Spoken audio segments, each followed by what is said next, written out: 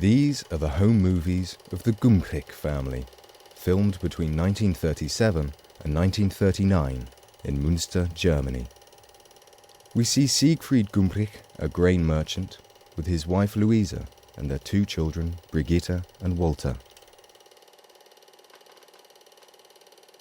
They are doing what middle-class families did in Germany between the wars: playing, holidaying, and generally having fun.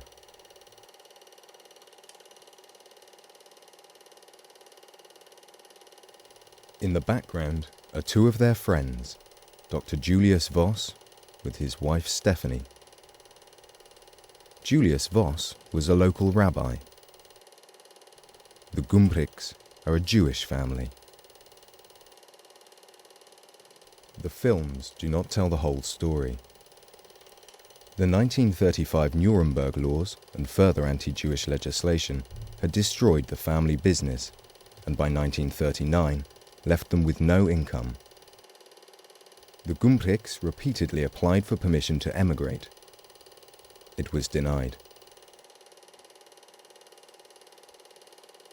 On the 28th of August 1939, 3 days before the outbreak of war, a befriended Catholic priest brought them to the Dutch border, and from there they made their way to England. They escaped at the last minute.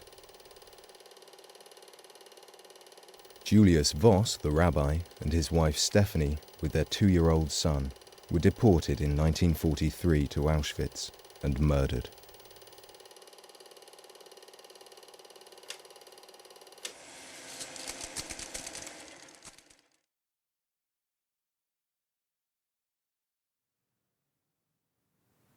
Auf dem linken Arm haben sie uns dann eine Nummer eintätowiert, und von dem Moment an waren wir nur noch Nummern. Wir haben auch am Anfang gar nicht gewusst, wo wir sind. Ja? Nachher haben eben die älteren Gefangenen haben uns dann gesagt, ihr seid in Auschwitz, ihr seid in Birkenau. Ich bin dann in diesen Block zurückgegangen am Abend, und da stand eine Frau, die hieß Tschaikowska. Das war auch eine Gefangene.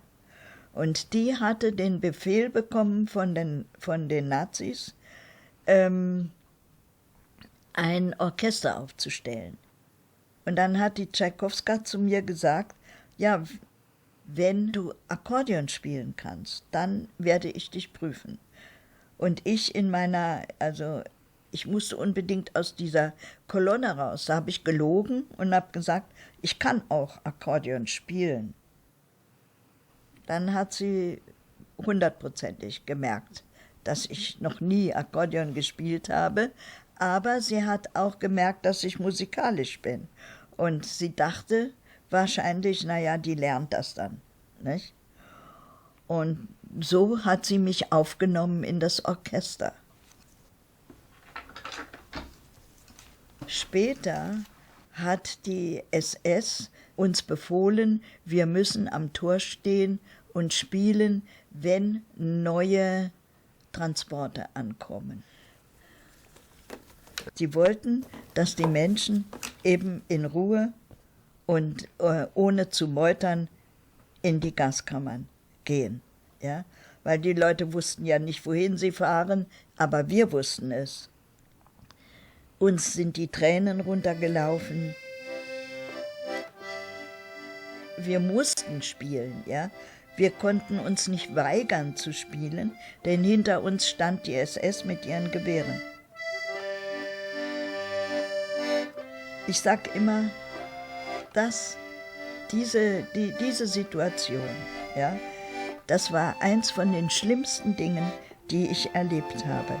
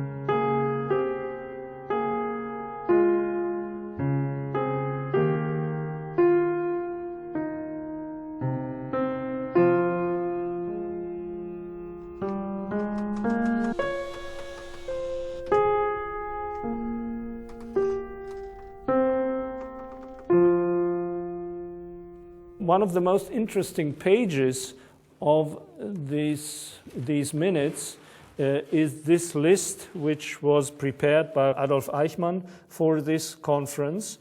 It gives the numbers of Jews as calculated by the SS in all the European countries. Even the Jews of countries fighting against Germany. You also find the Jews of England here in this list, 330,000 Jews of England, whom the Nazis intended to kill too.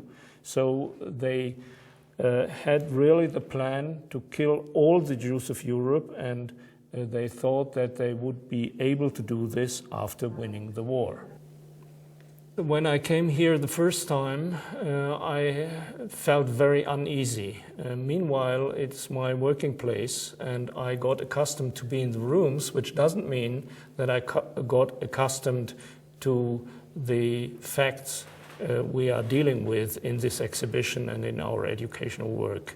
This is the most brutal part of German history, and I think we have to face it, and we have to deal with this history.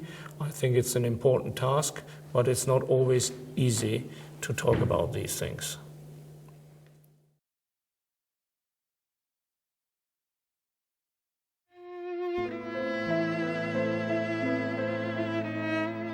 Mein Bruder hat mir doch sowas total verschwiegen. Das wusste ich nicht. Er war der Meinung, dass Widerstandsaktivitäten nichts für Frauen seien. An diesem 18. Februar, als vormittags die Flugblätter, Sie kennen ja sicher die Geschichte in der Universität, war ich auch in der Universität und habe gehört, dass ist ein Student, eine Studentin verhaftet worden. Und bei einem Besuch im Gefängnis, als er schon zum Tode verurteilt war, hatte man Sprecherlaubnis für 5 Minuten höchstens. Und da habe ich ihn mal, als jemand nicht zuhörte, ganz schnell gefragt, warum hast du mir denn davon nichts gesagt? Da sagte er ebenso schnell und kurz, das war doch nichts für dich. Das war also nichts für mich, meinte er. Vielleicht hatte er recht. Macht viel mehr Kompromisse.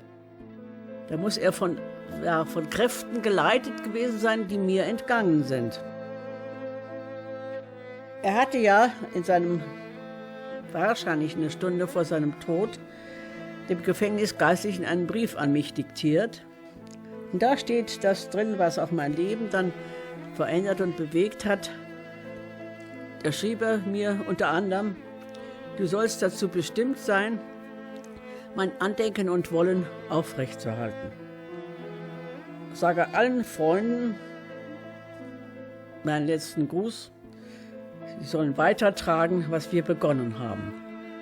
Sodass also als Motto über einen Teil meines Lebens dieses Weitertragen steht. Und glaube ich, dass ich habe auch manchmal das Gefühl, mein Leben ist sehr anstrengend geworden, besonders jetzt, wo ich so alt geworden bin und kaum noch gehen kann, habe ich das Gefühl, dass mein Bruder dafür sorgt, dass ich das alles noch machen kann.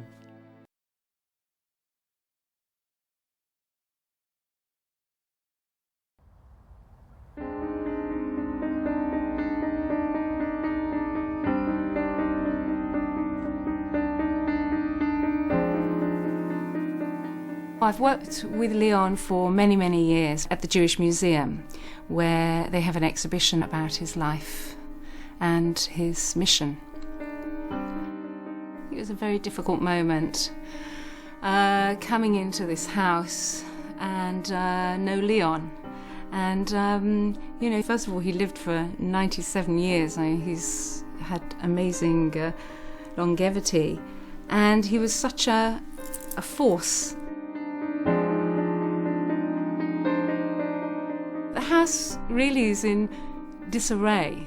I mean, he lived on his own. Perhaps some of the other survivors who marry again, build a home and have a family. Leon had nobody. In in Leon's bedroom here, there was a lot of stuff that was ready to really throw. But underneath a pile of old clothes, I found this throat lozenge box. And it might be the thing you just throw away. But I had a look inside, and I found a note, handwritten note. Leon was great with his notes. And this note seems to be sort of written for the person who found the tin. It says, "Our wedding rings of my wife Else and me Leon."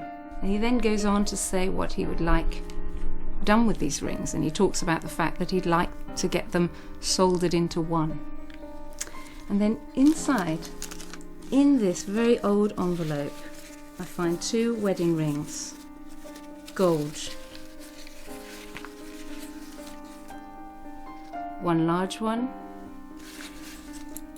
and one smaller one. The wedding rings of Leon and his wife Elsa.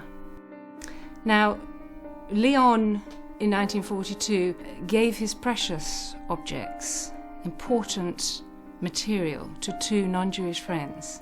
He gave them to them because he feared that he was going to be taken away somewhere, and when he returned, he wanted to retrieve them. Leon Greenman, his wife Elsa, and Barney, 2.5-year-old Barney, were deported, first of all to Westerbork camp in Holland, and then onward to Auschwitz-Birkenau. Within a few hours, Elsa and Barney had been murdered. Leon had been selected for work and didn't know the fate of his wife and child.